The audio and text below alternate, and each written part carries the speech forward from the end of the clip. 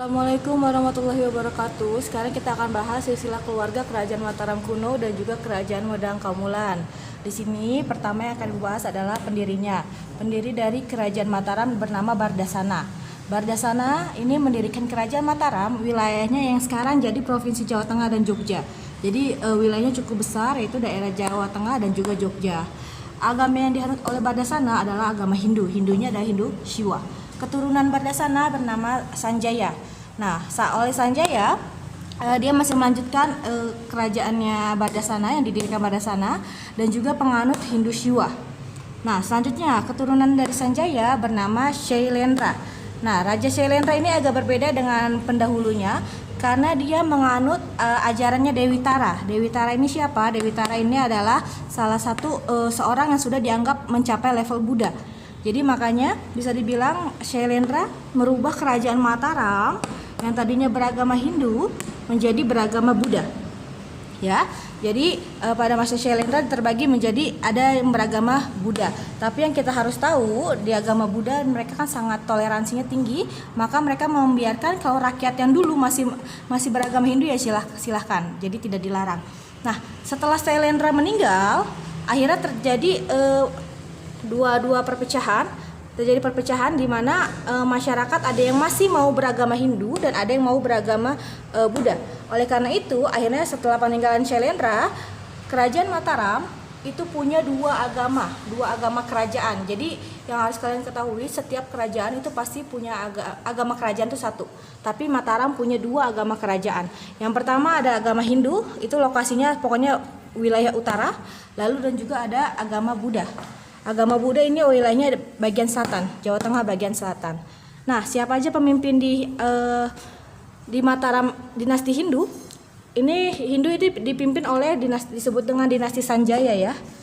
Dinasti Sanjaya.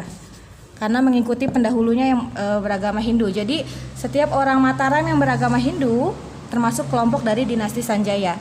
Nah, pemimpinnya adalah Rakai Panunggalan, Warak Garung, dan juga Rakai Pikatan. Rakai Pikatan ini terkenal karena dia yang membangun Candi Roro Jonggrang. Kalian ingat kan kisah Roro Jonggrang? Oke, kita ke agama Buddha. Di agama Buddha, lokasinya wilayah Jawa Tengah Selatan, Jawa Tengah daerah selatan. Nah, kalau yang Buddha ini bisa dibilang keturunan dari dinasti Shailendra. Dinasti itu adalah kayak golongan kerajaan ya. Jadi Mataram ini adalah satu-satunya kerajaan di mana di satu kerajaan itu ada dua kepala yang memimpin. Ada dinasti Shailendra yang beragama Buddha dan juga ada dinasti Sanjaya yang beragama Hindu. Oke, kalau yang beragama Buddha di sini pertama dipimpin oleh Dharanendra, lalu anaknya selanjutnya yang berkuasa adalah Samaratungga. Samaratungga ini sangat terkenal karena dia menikah dengan putri dari kerajaan Sriwijaya. Yang kemarin sudah Ibu bahas, kalau Sriwijaya ini agamanya Buddha. Jadi putri dari kerajaan Sriwijaya menikah dengan Samaratungga, maka ini semakin memperkuat kerajaan Sriwijaya dan juga semakin memperkuat kerajaan Mataram. Jadi antara hubungan Sriwijaya dan Mataram semakin lama semakin kuat. Oke, selanjutnya Samaratungga ini terkenal karena dialah yang mendirikan Candi Borobudur. Candi Borobudur kita tahu merupakan candi agama Buddha terbesar yang ada di dunia. Oke, selanjutnya terjadi permasalahan di sini, yaitu Samaratungga punya dua orang anak. Yang pertama anaknya perempuan bernama Pramodawardhani, lalu anak laki-lakinya bernama Balaputra Dewa. Oke, setelah Samaratungga meninggal, dia menginginkan anak pertamanya lah yang jadi raja untuk menggantikan dinasti Shailendra di Mataram. Tapi ternyata anak perempuan ini tidak mau jadi raja.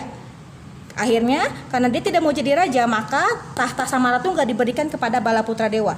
Jadi Balaputra Dewa ini tadinya akan menjadi raja di kerajaan Mataram, dinasti Shailendra. Tapi terjadi permasalahan karena apa? Raja dari dinasti Sanjaya yaitu Rakai Pikatan, ternyata dia ingin mengembalikan kerajaan Mataram seperti zaman nenek moyangnya, itu zaman Sanjaya. Yaitu dan juga zaman Bardasana. Artinya apa? Dia ingin mengembalikan Mataram yang utuh, Mataram utuh ini seperti Mataram Hindu. Jadi Mataram dia nggak mau dibagi dua. Dia maunya Mataram itu Hindu semua, nggak ada yang namanya. Jadi orang ini maunya Mataram tuh ya Mataram Hindu aja, nggak ada lagi Mataram Buddha. Akhirnya apa yang dia lakukan? Yang dia lakukan adalah dia berniat untuk menikahi putri dari Samaratungga. Putri dari Samaratungga bernama Pramodawardhani. Nah, dari pernikahan tersebut, tadinya kan Pramodawardhani nggak mau jadi raja kan, tapi karena adanya bisa dibilang adanya ajakan dari Rakai Pikatan, akhirnya ketika mereka menikah, Pramodawardhani diminta untuk mengambil alih lagi tahta yang sudah diberikan kepada Balaputra Dewa. Akhirnya terjadilah perang antara Rakai Pikatan bersama Pramodawardhani melawan adiknya Pramodawardhani bernama Balaputra Dewa. Kira-kira siapa yang menang di sini?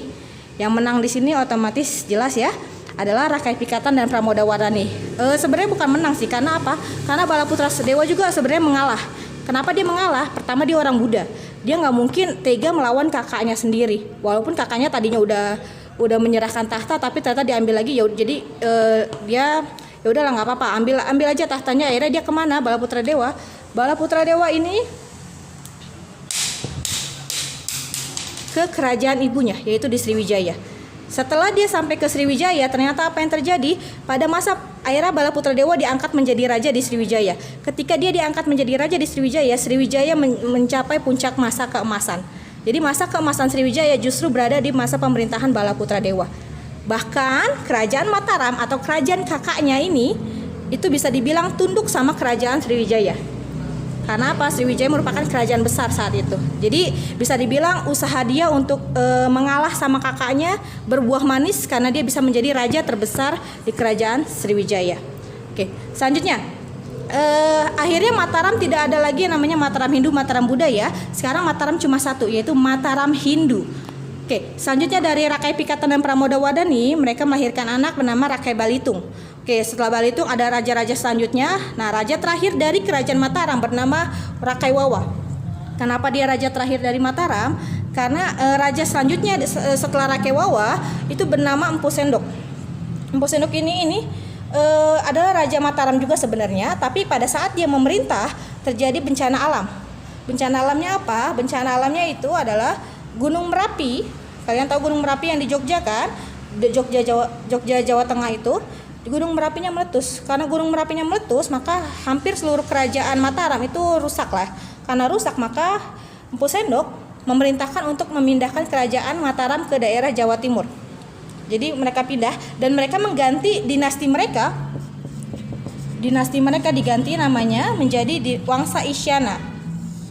Oke, tadi kan namanya dinasti Sanjaya ya, sekarang sudah berganti menjadi Wangsa Isyana.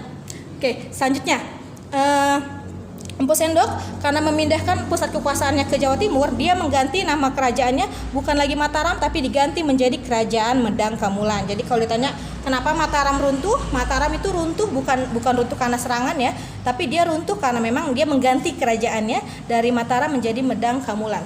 Oke, selanjutnya anak yang Empu Sendok yang memerintah setelah Empu Sendok bernama perempuan ya, bernama Sri Isyana Tunggawijaya. Ini putrinya Empu Sendok. Dia menikah dengan seorang laki-laki bernama Lokapala.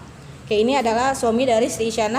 Selanjutnya, Sri Isyana Tunggawijaya dan Lokapala punya seorang anak bernama Makuta Wangsa Wardana. Ini raja selanjutnya dari Kerajaan Medang Kamulan.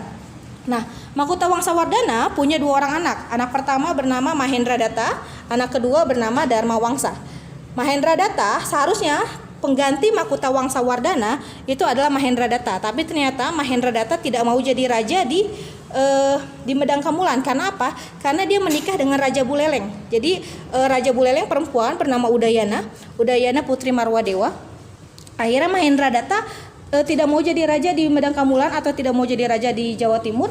Dia pindah ke Bali. Jadi Buleleng itu ada di Bali ya.